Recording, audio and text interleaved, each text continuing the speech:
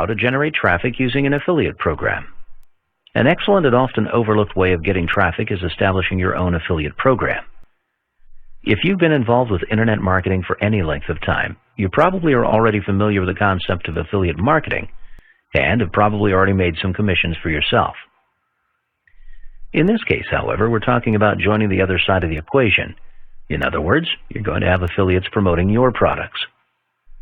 Many people are interested in making extra money and possibly a full-time income through affiliate marketing because they don't want to deal with selling their own inventory, processing credit card payments through a merchant account, or shipping products from their home or office.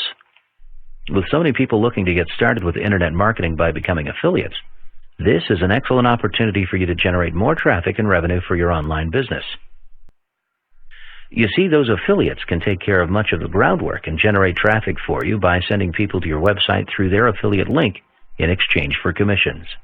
Of course, you probably already have other traffic sources, but an affiliate program can simply make you even more successful by expanding and diversifying your traffic generation methods.